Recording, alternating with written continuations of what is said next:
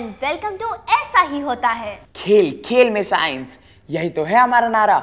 इसलिए मैंने और दीपिका ने आज एक खेल बनाया है। खेल, एक रेस। मेरी इस लेडी बर्ड और शिवम की इस तितली के बीच में लगी है एक दौड़, एक रेस। तो अब देखना ये है कि जीतता कौन है, मेरी तितली या इसकी लेडी बर्ड। बिल्कुल, तो हो जाए एक रेस। Okay, ready? पर ये एक प्रैक्टिस राउंड, ठीक है? चलो दिया। अब तुम इतना डर डर के कह रही हो तो चलो ये प्रैक्टिस राउंड। ओके। 1 2 3 स्टार्ट।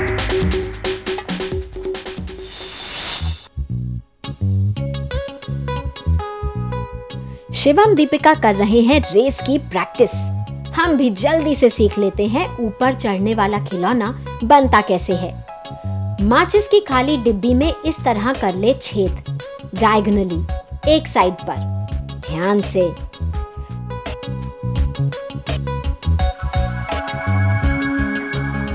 और धागा उसमें पिरो दें इस तरह।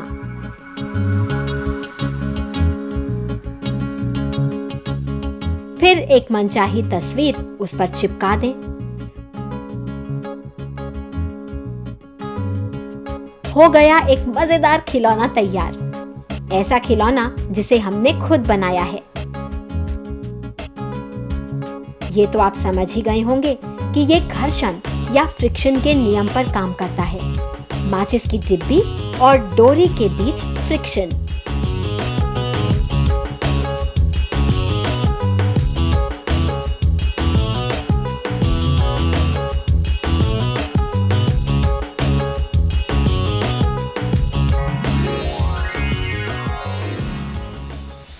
रेडी, स्टडी, गो। यस, मैं जीत गई। अब इतना खुश भी मत हो। अब मैं अपनी जीत की खुशी तो मनाऊंगी ना। वैसे तुम रो क्यों रहे हो? मैं रो रहा हूँ। अच्छा आप देखिए, आपको दिख रहा है कि कोई आंसू?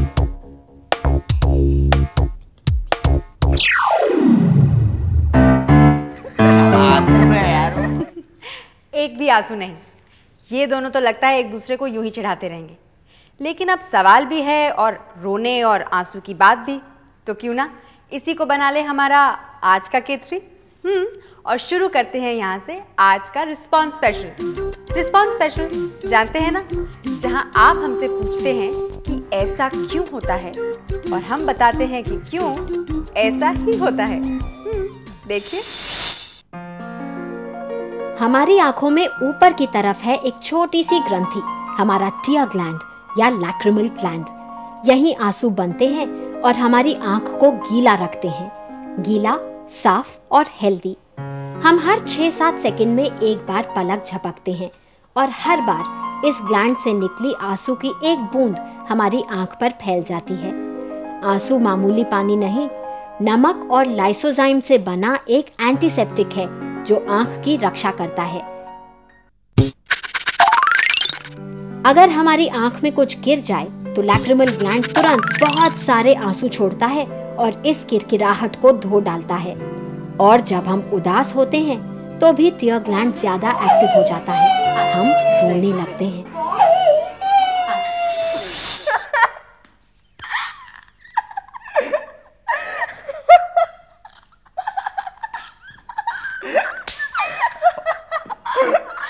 आप भी हंसने लगे ना? किसी को हंसता देख हंसी आ ही जाती है। लेकिन अगर क्लासरूम में ऐसे हंसेंगे ना तो आपकी टीचर बिल्कुल नहीं हंसेगी, इनफैक्ट वो आपको रुला ही देगी। तो ये हम हंसते या रोते क्यों हैं? क्या हंसने और रोने की भी कोई साइंस है? और अगर है तो कौन सी और कैसे? यही है हमारा अगला K3। हम हंसते या रोते क्यों हैं? क्या इसकी भी कोई साइंस है?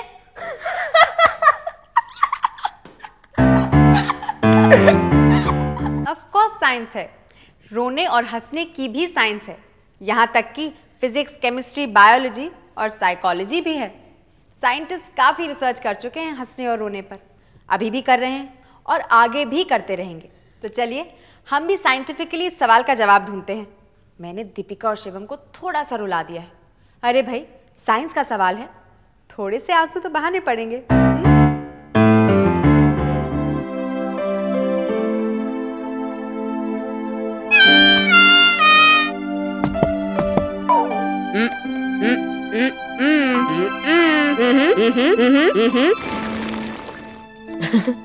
इन दोनों को रुला रहा है प्याज। प्याज जिसके कुछ सल्फर कंपाउंड आंख की नमी से मिलकर एसिड बनाते हैं जो आंख को इरिटेट करता है।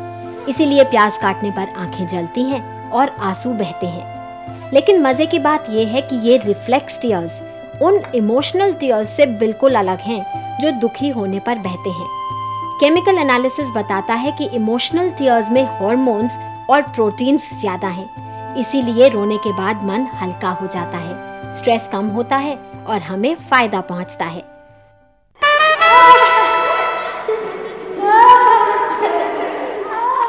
रही बात हंसने की, तो हंसने के तो फायदे ही फायदे। हंसने से हमारे लंग्स की एक्सरसाइज होती ही है, साथ में हमारे शरीर में बहुत से फील गुड हार्मोन्स या एंडोर्फिन्स बनते हैं। ये हमारे शरीर और मन दोनों के लिए अच्छे हैं। इससे भी तनाव दूर होता है, ब्लड प्रेशर नॉर्मल होता है, यहाँ तक कि सर्दी जुकाम कम होते हैं। तभी तो देश भर में बहुत से लोग लाफ्टर क्लब्स बनाकर हेल्दी रहने की कोशिश में लगे हैं।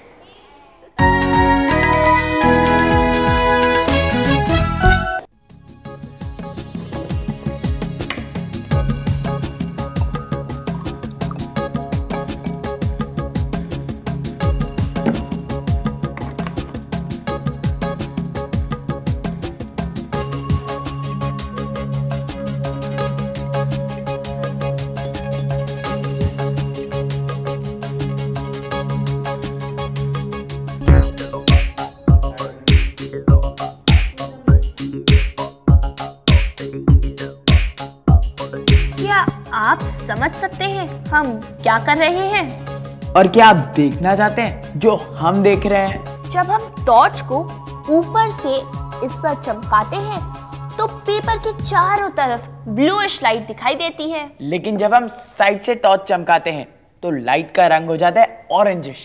ऐसा क्यों? ऐसा उसीलिए जैसे सूरज उगने और डूबने के समय लाल दिखाई देता है। यही तो है हमारा अगला K3।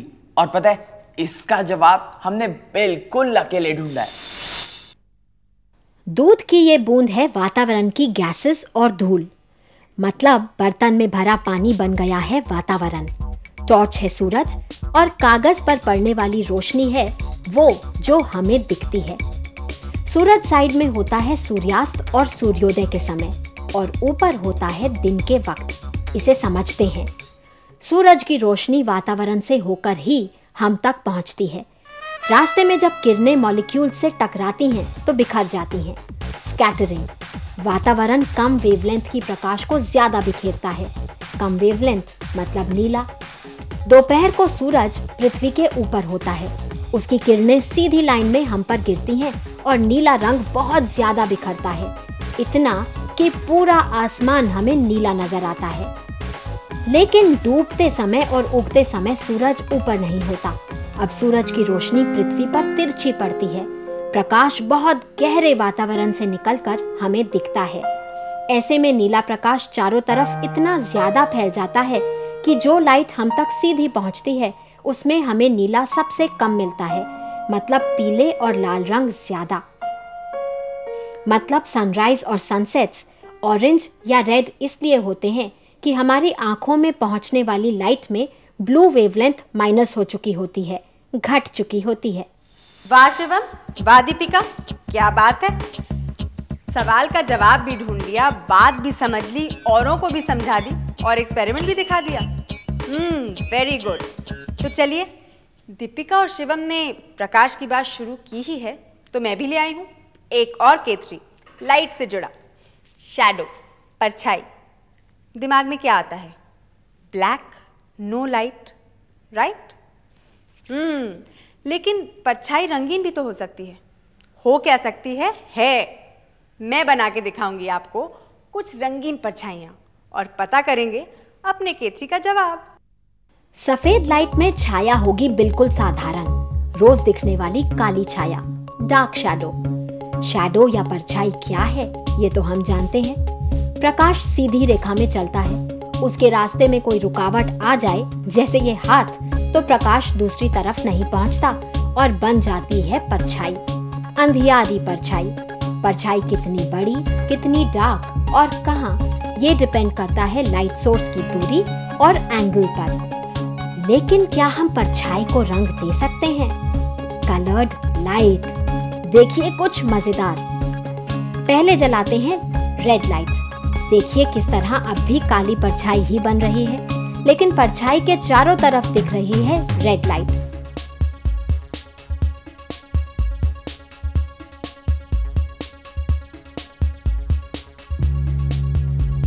अब करते हैं लाल के साथ नीली और व्हाइट लाइट भी ऑन। अब देखिए परछाई का रंग। समझे आप? जिस जगह हमारा हाथ रेड लाइट को ब्लॉक कर रहा है, वहां परछाई है white light minus red light, मतलब सायन। और जहां हाथ ग्रीन लाइट को रोक रहा है, वहां परछाई है white light minus green light, मतलब मैजेंटा। इसी तरह अलग अलग रंगों की लाइट्स यूज करके हम परछाइयों को मजेदार रंग दे सकते हैं। इसकी साइंस तो हम समझ ही गए हैं।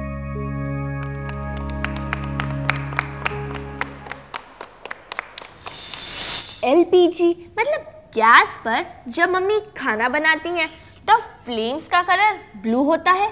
हाँ, और जब कोयला जलता है तो यही फ्लेम का कलर ऑरेंज हो जाता है। और दिवाली पर जब फुलझड़ियाँ जलाते हैं तो कितने डिफरेंट कलर्स की होती हैं। आखिर इस आग का कलर क्या है? ये आग है क्या? आग तो आग है, गर्म, ब्राइट। लेकिन ये आग है क्या? है क्या ये? इसके 3 का जवाब तो हमें भी चाहिए। जरूर मिलेगा। आग, फायर। मैं मानती हूं कि आग हमारे एवोल्यूशन की सबसे इंपॉर्टेंट डिस्कवरी थी। हम जो खाते हैं, पहनते हैं, गाड़ियों में घूमते हैं, घरों में रहते हैं, सभी तो आग से जुड़ा है। आग ही तो है जिसने एक झटके में हमें सब जानवरों से सुपीरियर बना दिया, अलग कर दिया। आप भी इस बारे में सोचिए। तब तक हम इस माचिस के साथ पता करते हैं कि आग है क्या। हैरान रह जाएंगे ये जानकर कि इस छोटी सी डिबिया में कितनी साइंस छुपी है।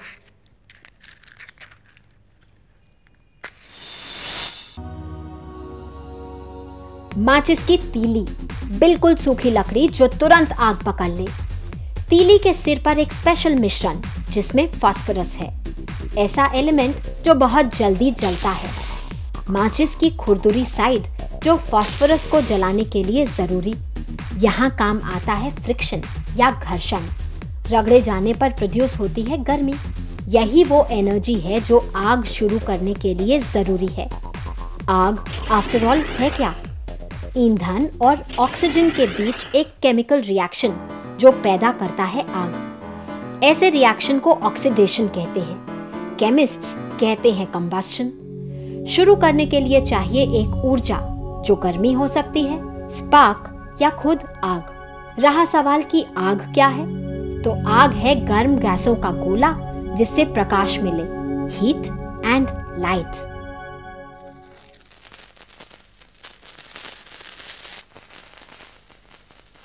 दिवाली की फुलझड़ियों में अलग अलग केमिकल सॉल्ट्स को यूज करके अलग अलग रंग की फ्लेम्स या स्पार्क्स मिलती हैं। वैसे अलग अलग रंगों की फ्लेम्स का टेम्परेचर भी अलग अलग होता है।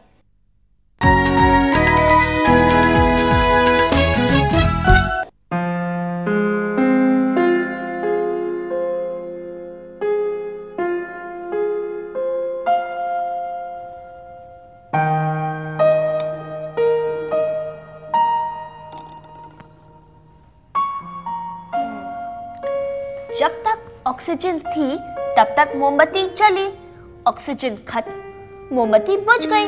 और अब तो आप समझ ही गए होंगे कि पानी ऊपर क्यों गया। तो ज्योति आप समझ गई ना, यही तो था आपका K3।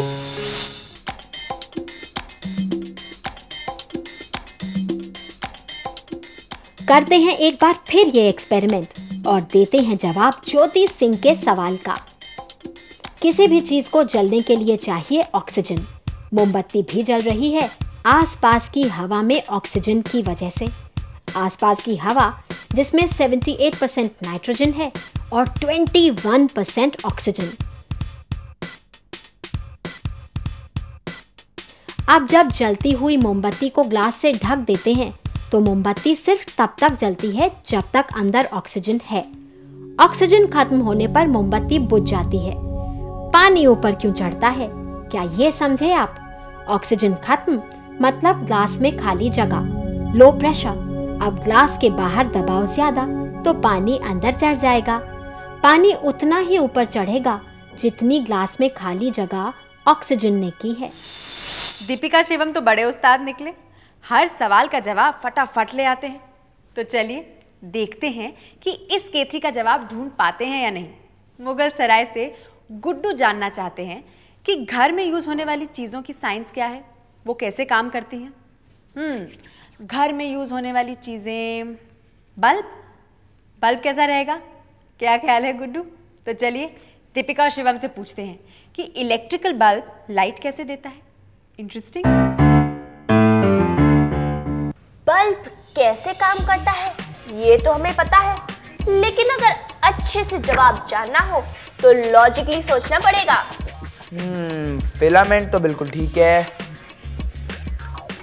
अब जब बल्ब को इस होल्डर में लगा देंगे और इलेक्ट्रिक करंट इस फिलामेंट में पहुंच जाएगा तो ये बल्ब जल जाएगा। तो जलाते हैं इस बल्ब को और समझते हैं इसकी साइंस। हर इलेक्ट्रिक बल्ब में होता है टंगस्टन का बना एक महीन फिलामेंट।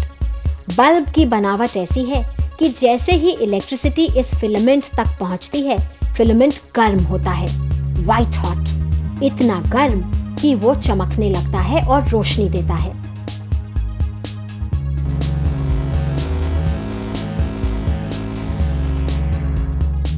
टंगस्टन ऐसा धातु है जो बहुत गर्म होने पर भी पिघलता नहीं, इसीलिए टंगस्टन फिलामेंट को इतना गर्म करना संभव है कि वो प्रकाश फेंकने लगे। बल्ब एयरटाइट होता है, इसके अंदर हवा नहीं, क्योंकि अगर ऑक्सीजन हो तो तार आग पकड़ लेगा। बल्ब में तो होती है आगन, एक इनर्ट निष्क्रिय गैस जो टंगस्टन के साथ कोई क्रिया नहीं करती। हमारे दिमाग के इलेक्ट्रिकल सर्किट्स खूब मजबूत हो रहे हैं। दिमाग ही तो है, जिसे जितना यूज करो उतना अच्छा। और आपके सवालों को देखकर तो यूं लग रहा है कि आपके दिमाग भी खूब चल रहे हैं। साइंस खेलने में बहुत मजा आ रहा है लगता है। तो चलिए हो जाए कुछ फटाफट सवालों के फटाफट जवाब। जवाब जवाब जवाब, यही तो है सवाल। सवाल सवाल सवाल। तो देखिए और सुनिए भी। हेलो, कोई है? ऐसा ही आवाज को टकराकर लौटने में 0.1 सेकंड से अधिक समय लगना चाहिए, वरना हमारे कान उसे एको जैसे सुन ही नहीं सकते। ऐसा तभी हो सकता है जब रिफ्लेक्टिंग सरफेस हमसे काफी दूर हो और वो साउंड वेव्स को एब्जॉर्ब ना करके वापस रिफ्लेक्ट करे। आप पाएंगे कि पहाड़ियों, गुफाओं और कुओं में सबसे अच्छी एको सुनाई देती हैं। ऐसा ही होता है। मजेदार सवाल, फ़ारेनहाइट और सेल्सियस किस तापमान पर बराबर डिग्री होते हैं? पानी उबलता है 100 डिग्री सेंटीग्रेड या 212 डिग्री फ़ारेनहाइट पर, और बर्फ बनता है 0 डिग्री सेल्सियस या 32 डिग्री फ़ारेनहाइट पर। इस आधार पर फ़ारेनहाइट और सेल्सियस को आपस में बदलने के लिए एक मैथमेटिकल फॉर्मूला। देखिए कैसे -40 की संख्या पर फ़ारेनहाइट और सेल्सियस बराबर हो जाएंगे।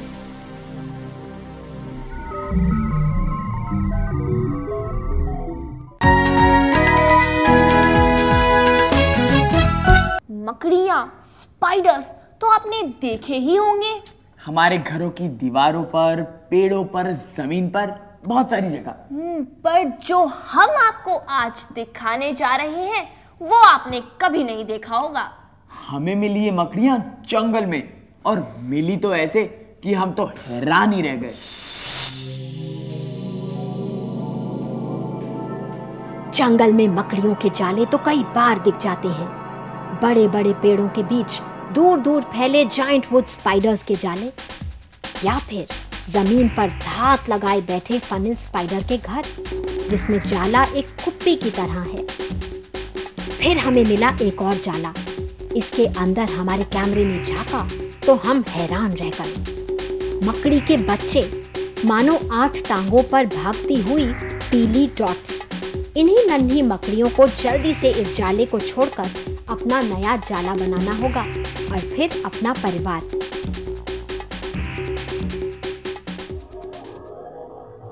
मकड़ियाँ कीड़ों के परिवार से नहीं बल्कि अराक्निड परिवार से हैं। इनके खाने का तरीका अजब। ये अपने शिकार को खाती नहीं, सूप की तरह पी जाती हैं।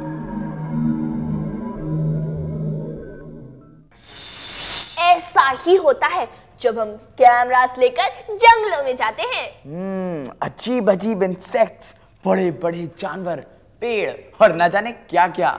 ऐसे ही मजेदार साइंटिफिक फैक्ट्स लेकर हम एक बार फिर आएंगे अगले हफ्ते।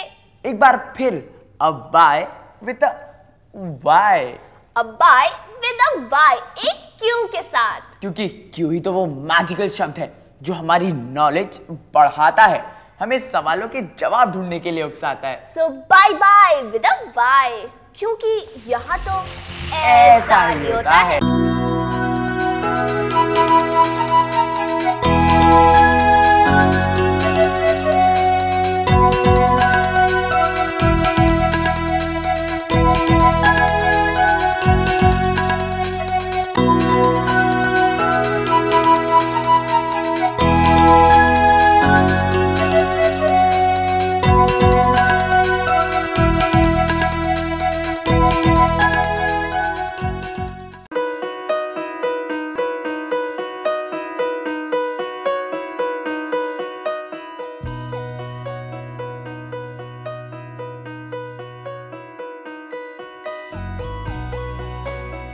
पच्चीस साल का लंबा सफर और लाखों लोगों के चेहरों पर खिलती मुस्कान, गर्व और गरिमा से जीने की प्रेरणा देती मुस्कान, आत्मसम्मान और विश्वास से पैदा हुई मुस्कान।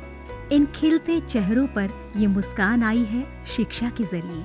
ये मुस्कान आई है national institute of open schooling यानी NIOS के जरिए।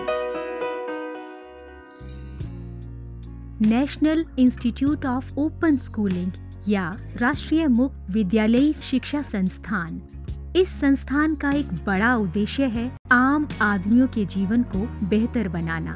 ऐसे लोग जिनके लिए शिक्षा एक दूर का सपना है या वे बच्चे जो परिवार की रोजी रोटी कमाने के लिए बीच में ही स्कूल छोड़ने पर मजबूर हो जाते हैं। NIOS ऐसे बच्चों और बड़ों को दोबारा शिक्षा से जुड़ने का मौका मुहैया कराता है ताकि वे एक बेहतर जीवन जी सकें। 1989 में स्थापना के बाद NIOS ने देश के लाखों बच्चों और वयस्कों को बेहतर शिक्षा से जोड़ा है। इनमें हर उम्र, हर पृष्ठभूमि, हर जाति, हर मजहब और हर क्षेत्र के लड़के लड़कियां, महिलाएं और पुरुष शामिल हैं। बढ़ई से लेकर पायलट, डॉक्टर, इंजीनियर, बेकर और दर्जी तक NIOS कोशिश कर रहा है सबको शिक्षित और सशक्त बनाने की, चाहे वो असम के दूर दराज इलाके में रहने वाला हो या फिर मुंबई जैसे महानगर का। NIOS ने अपनी मौजूदगी हर जगह दर्ज कराई है। NIOS ने शिक्षा की परंपरागत सोच को ही बदल दिया है। वो पढ़िए जो हम पढ़ाते हैं की जगह NIOS की नई सोच है, हम वो पढ़ाते हैं जो आप पढ़ना चाहते हैं। इस नई सोच ने लोगों को आगे बढ़ने और NIOS के साथ जुड़ने के लिए प्रोत्साहित किया है। शिक्षा उपलब्ध कराने के मामले में NIOS किसी सीमा को नहीं मानता, उम्र की सीमा को भी नहीं। चंडीगढ़ के गणेश के लिए भी NIOS एक वरदान साबित हुआ। NIOS शारीरिक रूप से अक्षम बच्चों को भी बेहतर शिक्षा मुहैया कराने के लिए पूरी तरह प्रतिबद्ध है। ऐसे बच्चों के लिए शिक्षा न केवल रोजगार के द्वार खोलती है बल्कि उन्हें आत्मविश्वास और गर्व के साथ जीना भी सिखाती है। NIOS खेल के इन सितारों को उनकी सुविधा और समय के अनुसार बेहतर शिक्षा उपलब्ध कराता है। मेरी कॉम, सोमदेव देवर्मन, देविका रेबेका पल्लिकल, अरमान इब्राहिम, प्रद्युमन प्रकाश और अमयजोत सिंह। NIOS सीमा पर खड़े उन प्रहरियों को भी शिक्षा से लाभान्वित करता है जो देश की सुरक्षा के लिए अपनी जान की बाजी लगाने से भी नहीं चूकते। सच तो ये है कि NIOS की पहुंच हर ओर रहती है, चाहे वो दूर दराज के आदिवासी हो या जेल की कोठरी में बंद कैदी या फिर ग्रामीण और शहरी क्षेत्रों के गरीब निवासी। देश में कहीं भी कोई भी व्यक्ति, स्त्री, पुरुष, लड़का, लड़की, अमीर, गरीब शिक्षा से वंचित न रहे। राष्ट्रीय मुक्त विद्यालयी शिक्षा संस्थान का यही मिशन है। राष्ट्रीय मुक्त विद्यालय शिक्षा संस्थान पूरे देश में शिक्षा के साथ साथ कौशल विकास के क्षेत्र में बहुत सारे कोर्सेज दे रहा है। लगभग 100 से ज़्यादा कोर्सेज हैं। हम दूर दराज के गांव में अपने संस्थान बनाते हैं और वहाँ के बच्चों को, वहाँ के बच्चियों को, वहाँ के वयस्कों को हुनर के क्षेत्र में शिक्षा पहुँचाते हैं। आपको जानकर खुशी होगी कि अब हम आर्ट, साइंस, कॉमर्स जिन क्षेत्रों में 12वीं का सर्टिफिकेट दिया जाता रहा है, अब हम हुनर के क्षेत्र में, वोकेशनल एरिया में भी 10वीं और 12वीं का सर्टिफिकेशन करेंगे। तो वो बच्चे जो कृषि से जुड़े हुए हैं, कारपेंट्री से जुड़े हुए हैं या दूसरे क्षेत्रों से जुड़े हुए हैं, वो अपने ही क्षेत्र में काम करेंगे, सीखेंगे, हुनर पैदा करेंगे अपने में और सर्टिफाइड भी होंगे कि वो सर्टिफाइड कृषक हैं, खेतिहर हैं।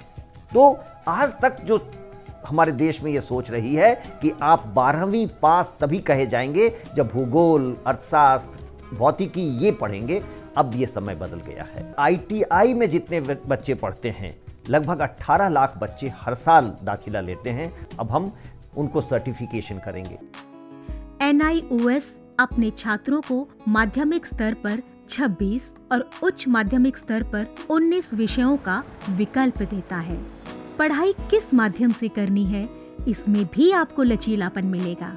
माध्यमिक स्तर पर ही 7 भाषाओं के अलग अलग माध्यमों का विकल्प मौजूद है। शैक्षणिक कार्यक्रमों के अलावा 86 वोकेशनल शिक्षा कार्यक्रम भी उपलब्ध हैं, जो छात्रों को कामकाजी दुनिया के लिए तैयार करते हैं। वोकेशनल प्रशिक्षण को अधिक सुदृढ़ बनाने के लिए NIOS ने ITDC, Cisco, Indian medical association जैसे कई सरकारी और गैर सरकारी संस्थानों के साथ भागीदारी स्थापित की है। आज लाखों छात्रों के लिए अपनी पसंद का स्कूल है राष्ट्रीय मुक्त विद्यालयी शिक्षा संस्थान यानी national institute of open schooling. NIOS ने एक लंबा सफर तय किया है, लेकिन मंजिल अभी दूर है। निरंतर विकास और नवीनीकरण के लिए NIOS सदैव प्रतिबद्ध है। शिक्षा का उद्देश्य महज रोजगार जुटाना ही नहीं है, बल्कि स्वयं को सशक्त बनाना भी है। NIOS लाखों छात्रों के लिए यही आत्मसम्मान दिलाने में जुटा है। लाखों लोगों के लिए एक आशा और उम्मीद है। National institute of open schooling. शिक्षा सबके लिए, कहीं भी, कभी भी।